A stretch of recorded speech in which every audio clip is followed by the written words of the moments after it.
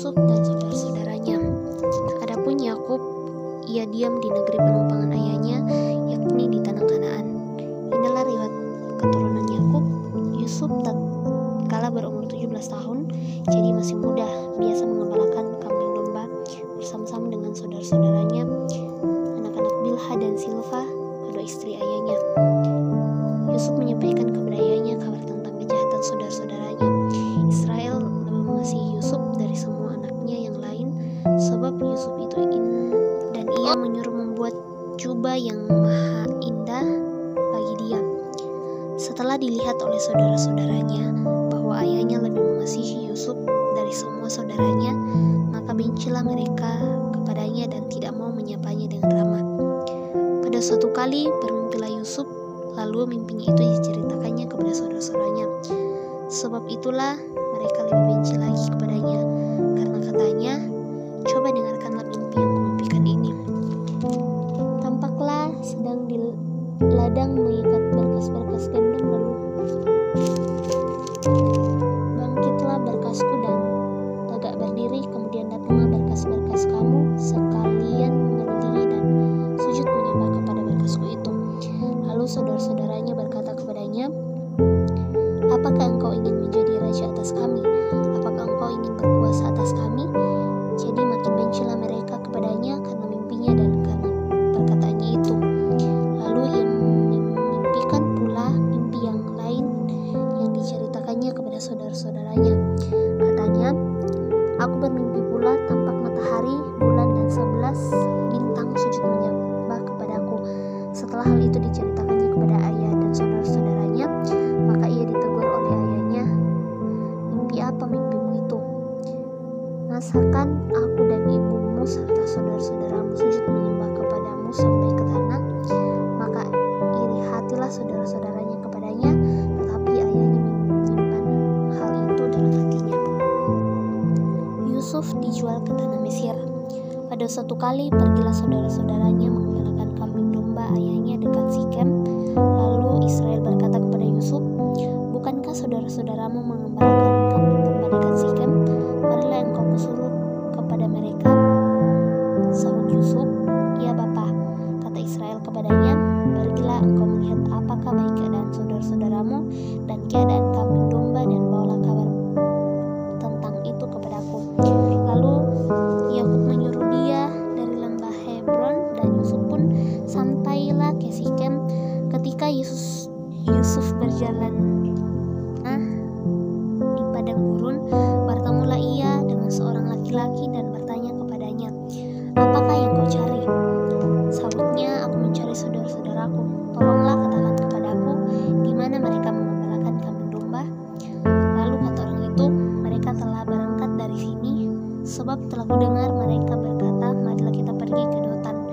Maka Yusuf menyusul saudara-saudaranya, dan didapatinya lah mereka di Dotan.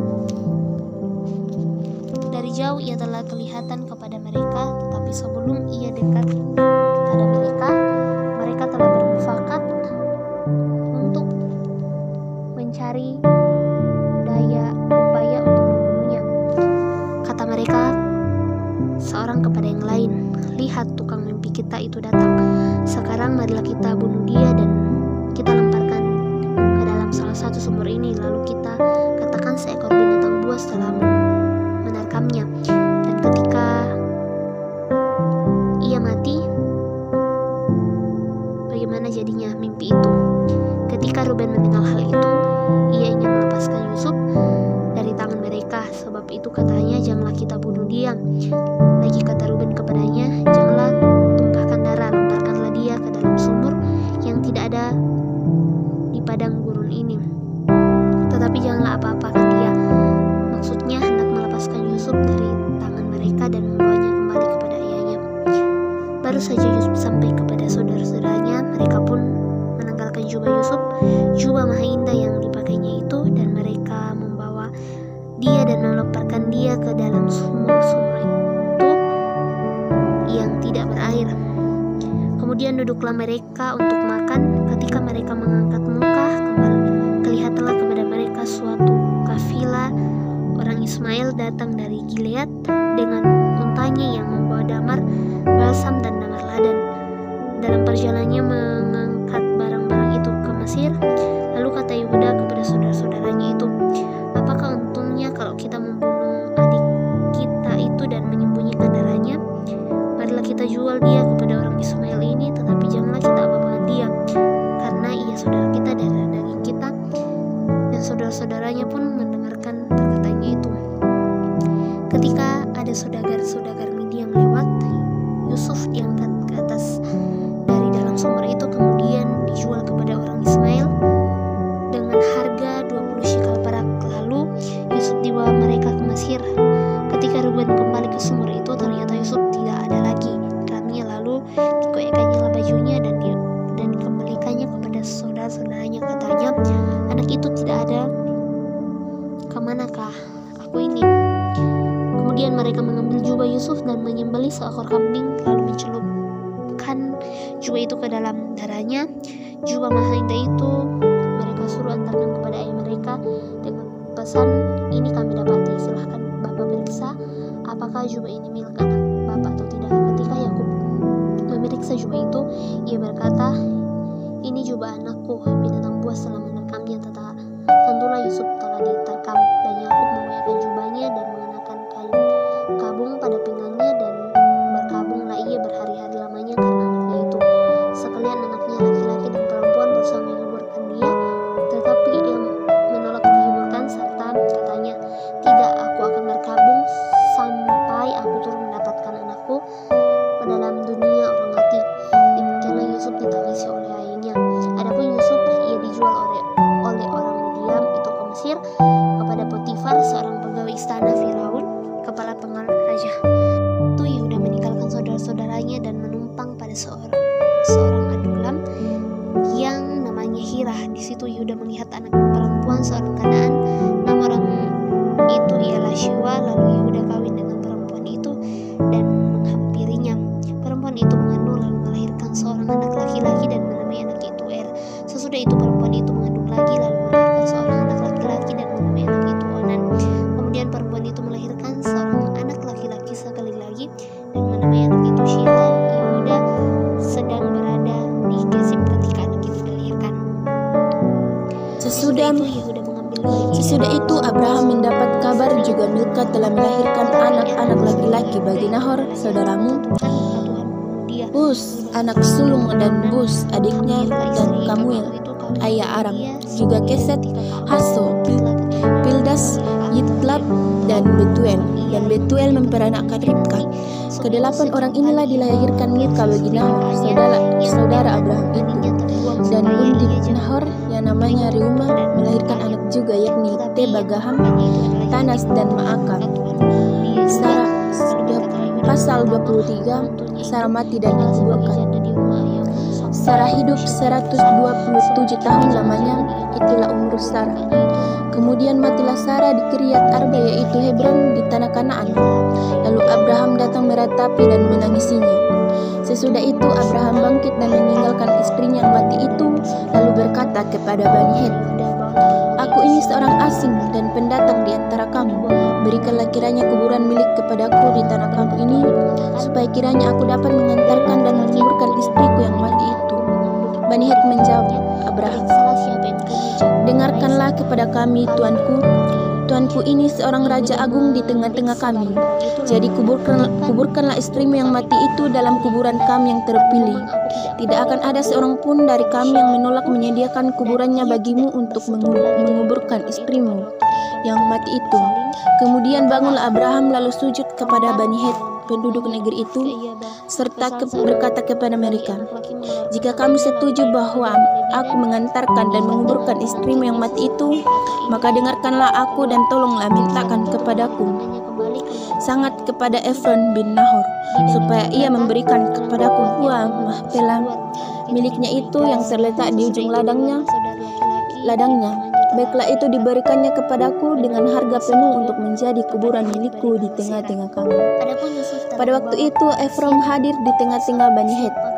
Maka jawab Efron, orang Het itu kepada Abraham dengan didengar oleh para Bani Het, oleh semua orang datang di pintu gerbang kota.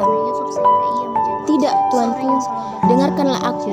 Ladang itu kuberikan kepadamu dan gua yang di sana pun kuberikan kepadamu.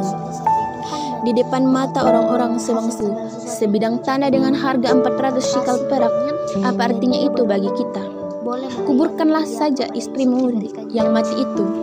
Lalu Abraham menerima usul Efron, maka ditimbangnya lah perak untuk Efron sebanyak yang dimintanya dengan didengar oleh Bani Het itu, 400 shikal perak, seperti yang berlaku di antara para saudagar.